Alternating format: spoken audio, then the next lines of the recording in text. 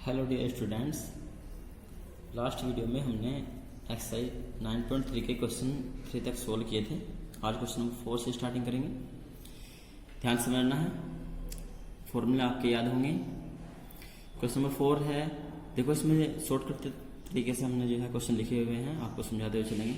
यदि nवां पद 3n-1 है तो p पदों का योगफल हमें इस क्वेश्चन में ज्ञात करना है। तो हल करेंगे क्वेश्चन को। nवां पद 3n-1, तो यहाँ लिखेंगे nवां पद दिया है इक्वल टू 3n-1। जब भी श्रेणी का nवां पद दिया हुआ होगा तो n के स्थान पर 1 2 3 4 पुट करके समांतर श्रेणी को ज्ञात कर लेंगे। तो यहाँ पे हम 1 पुट करेंगे, यहाँ पे nवां पद होता है an, तो यहाँ पे 1 पुट करेंगे n के रिप्लेस पे। तो a1 इक्वल टू हो जाएगा 3 into 1 minus 1, 3 1 3 minus 1 2।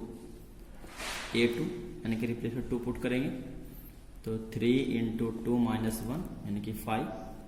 a3 3 into 3 minus 1 यानी कि 8। तो ये क्या बन जा रही है, हमारी समांतर श्रेणी बनेगी, इसलिए समांतर श्रेणी हो जाएगी 2 5 8 एंड सो ऑन।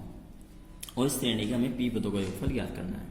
अब श्रेणी के p पदों का योगफल यानी कि SP, सम ऑफ p, तो p upon 2 into 2a plus p minus 1 into d equal p upon 2a। a कितना है यहाँ पर, a है यहाँ पर 2 plus p minus 1 into d यानी कि सारांतर। और सारांतर कितना बैठना है, सारांतर बनना है यहाँ पे 3। 5 में 2 घटाइए तब भी 3 बनेगा, और 8 में 5 हटाओ तब भी 3 यहाँ पे सारांतर है। ठीक है, देखिए p अपॉन 2 2 जा 4 प्लस 3 की मल्टीप्लाई करेंगे 3p minus 3 equal p upon 2 4 में से 3 माइनस कर देंगे 1 बचेगा, तो ये जाएगा 3p plus 1। Dates answer. p पदों का योगफल होगा p upon 2 3p plus 1। Next question number 5। देखो क्वेश्चन में दिया हुआ है कि श्रेणी का तीसरा जो पद है वो 18 है और सातवां जो पद है वो 30 है, और हमें इस समांतर श्रेणी के 17 पदों का योगफल ज्ञात करना है।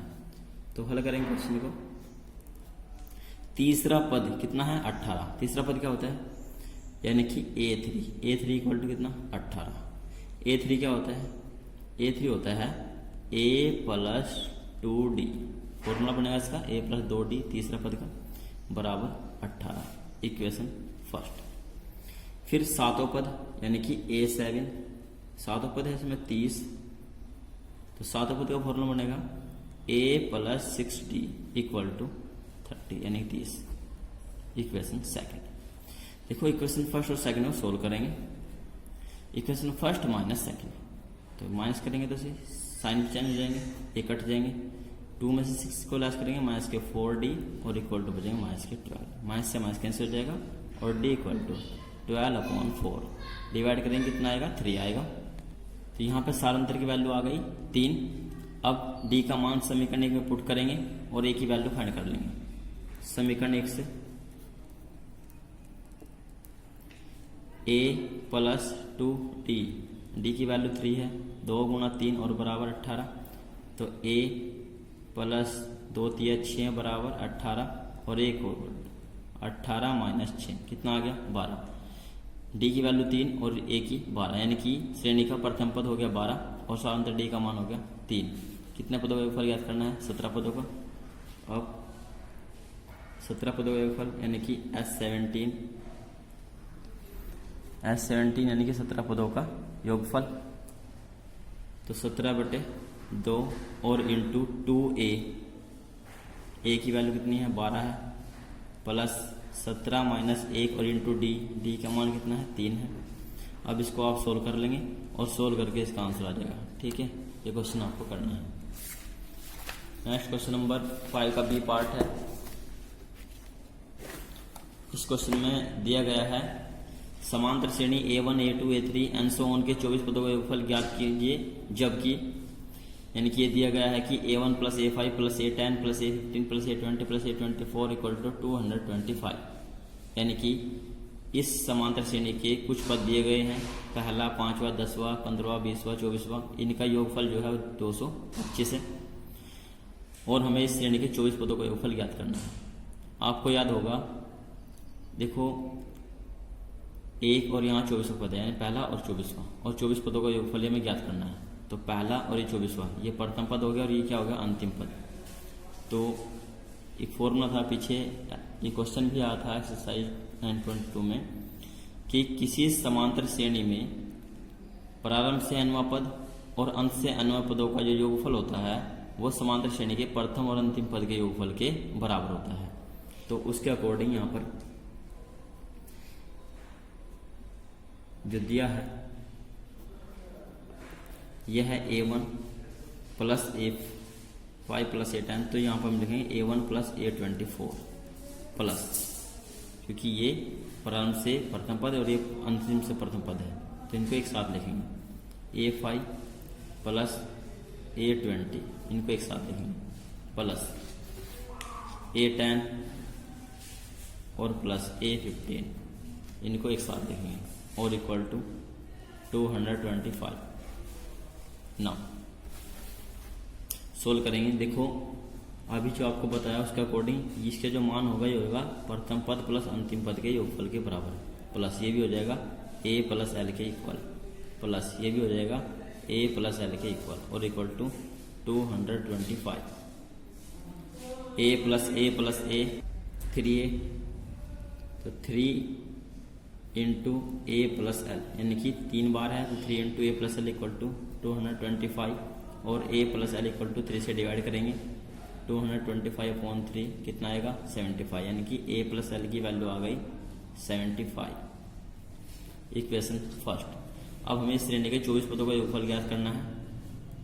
अब S24 यानी कि 24 पदों का योगफल, तो 24/2 और A प्लस L प्रथम पद प्लस अंतिम पद, तो 24 को 2 से भाग करेंगे कितना आएगा 12 आएगा, 12 बार डिवाइड होगा इससे, और A प्लस L की वैल्यू अभी हमने फाइंड किया 75 है, तो 12 की और 70 की मल्टीप्लाई कर देंगे, 12 पंजे 60, 12 सत्ते 84, 84 और 6, ठीक है, यानी कि 900 इसका आंसर हो जाएगा।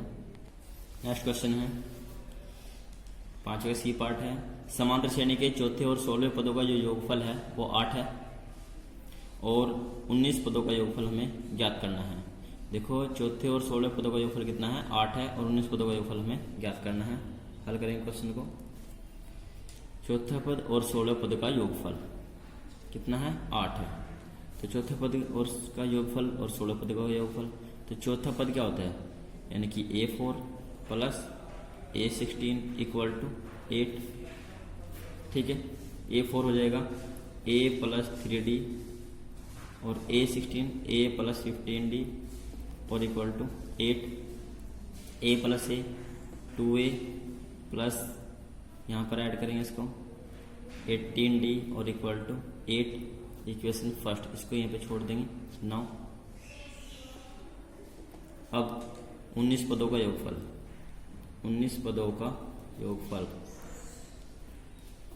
यानी कि S19, तो 19/2 into 2A plus 19 minus 1 into D equal to 19/2 2A, 19 से घटाएंगे 18, ये हो जाएगा 18D equal 19/2 2A plus 18D की वैल्यू अभी हमने फाइंड किया 8 है, तो 8 और इसको डिवाइड करेंगे 4 टाइम और 19 की और 4 की मल्टीप्लाई कर देंगे 1976 इसका आंसर हो जाएगा, ठीक है। नेक्स्ट क्वेश्चन,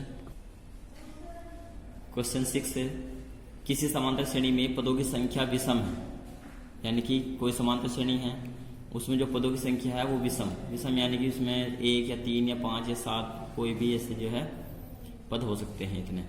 तो सिद्ध करना है श्रेणी का जो योगफल है वो मध्य पद और पदों की संख्या के गुणनफल के बराबर होता है, यानी कि श्रेणी का जो योगफल बनेगा वो इसके मध्य पद के और पदों की जो संख्या है उसमें उनके गुणनफल के इक्वल होगा, ठीक है। तो सोल्व करेंगे क्वेश्चन को। देखो इसमें सबसे पहले मान लेंगे, माना समांतर श्रेणी में, माना समांतर श्रेणी में पदों की संख्या, माना समांतर श्रेणी में पदों की संख्या जो है वो 2n+1 है। कितनी है? 2n+1। 2n+1 क्यों रही है? क्योंकि n की वैल्यू आप यहाँ पे 1 2 3 4 कुछ भी रख दीजिए, इसका जो मान बनेगा एक विषम संख्या बनेगी। अब इसने कहा कि मध्य पद, तो इसका मध्य पद निकाल लीजिए। इसलिए मध्य पद, जब पदों की संख्या विषम है तो मध्य पद होगा पदों की संख्या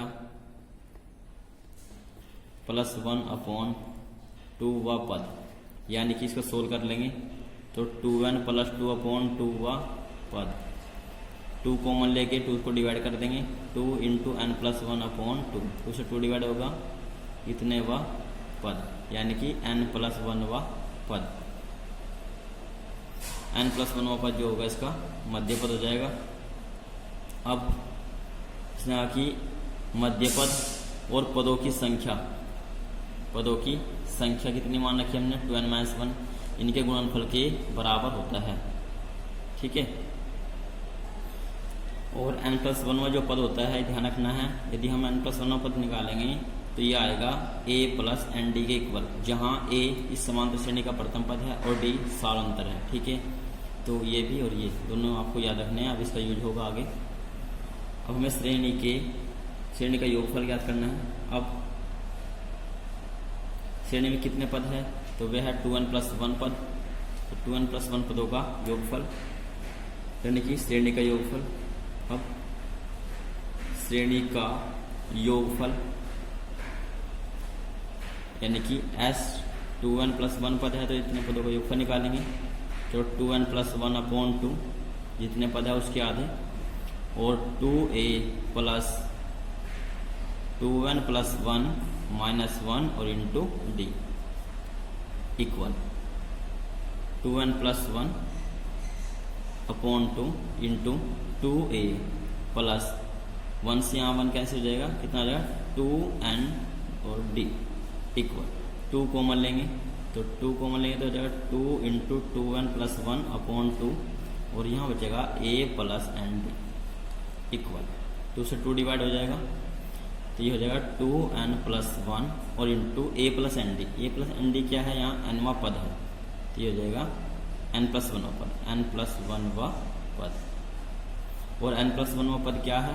n+1 पद मध्य पद है। ठीक है। n+1 पद कौन सा पद है? मध्य पद ही n+1 पद है, यानी कि 2n+1 और इंटू मध्य पद। तो ये प्रूफ हो जाएगा कि यदि किसी समांतर श्रेणी में पदों की संख्या विषम है तो समांतर श्रेणी का जो योगफल होगा वो पदों की संख्या और मध्य पद के गुणनफल के बराबर होता है। ठीक है। आज की वीडियो में इतना ही। नेक्स्ट वीडियो में हम नेक्स्ट क्वेश्चन से स्टार्टिंग करेंगे। अगर आपको कोई डाउट हो क्वेश्चन में तो आप फ़ोन करके पूछ सकते हैं या